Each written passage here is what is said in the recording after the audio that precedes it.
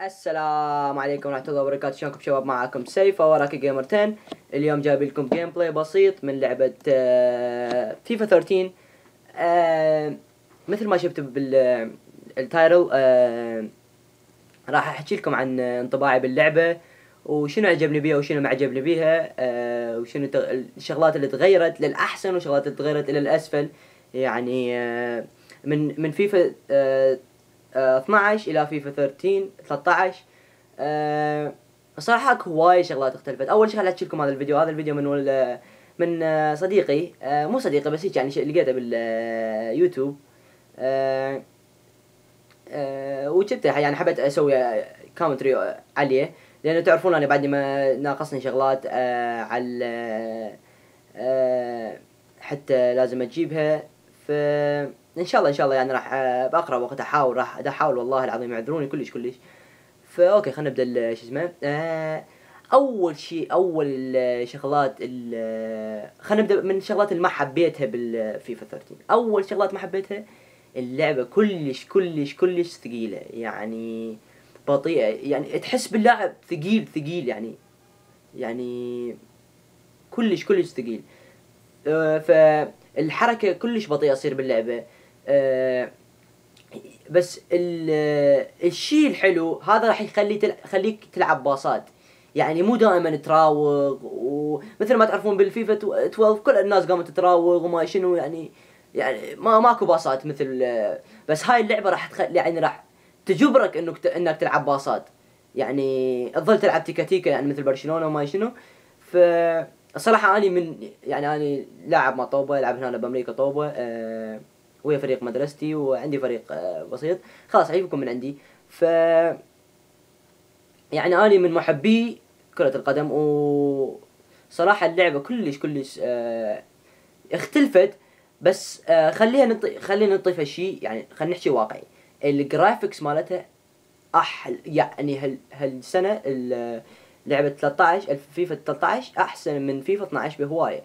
صراحة الجرافيكس يعني مالتها مرة حلو. حبيت هواي شغلات بيها. انا لعبت الدمو مالتها لعبتها ويا ولد صديق، انا بعدي ما جايبها. ف بس لعبت يعني ويا صديق، لعبته هوايه وبالدمو هاي شغلات. ف الصراحه اكو شغلات هواي عجبتني بيها وشغلات ما عجبتني.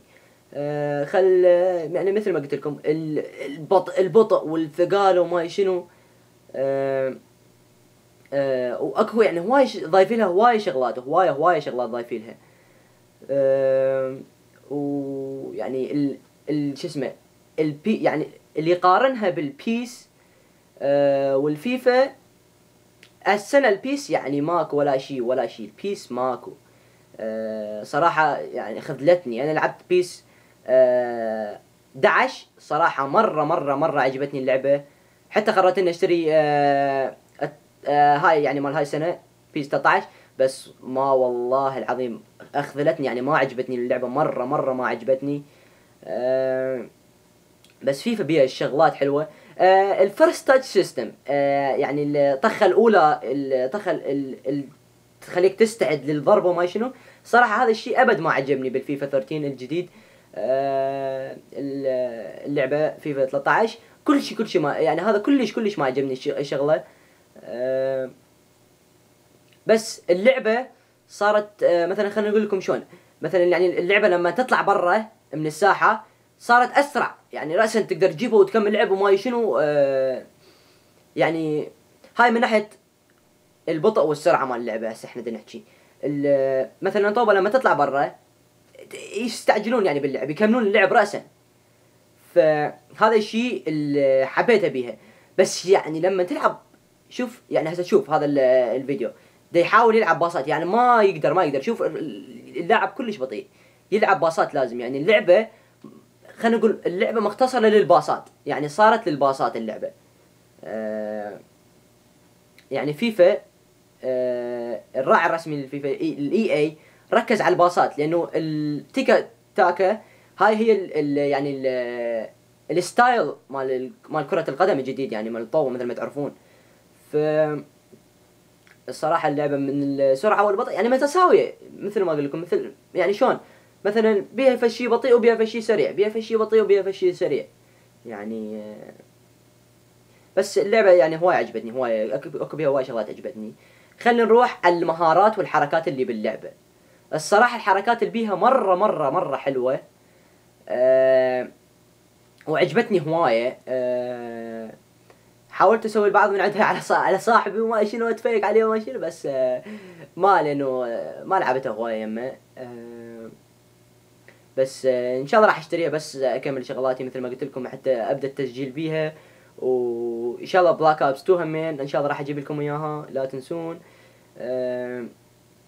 ويعني هي هاي الشغلات البسيطة يلي حبيت احكي عليها بالفيفا.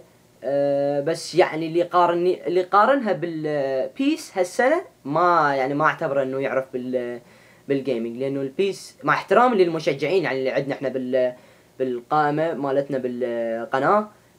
مع احترامي يعني لهم اللي يحبون بيس، بس هالسنة يعني مرة خذلتنا البيس. بس حاس انه السنة الجاية يعني راح راح يسووها احسن. بس فيفا يعني فيفا هالسنة مرة يعني مرة حلو. انا من محبي الباصات، يعني اللعبة المفضل الي صراحة. يعني انا من محبي، يعني انا لما العب خلينا نقول انا لما العب الحقيقة انا العب كلها باصات، يعني باصات ما لا راوغ ولا فشي.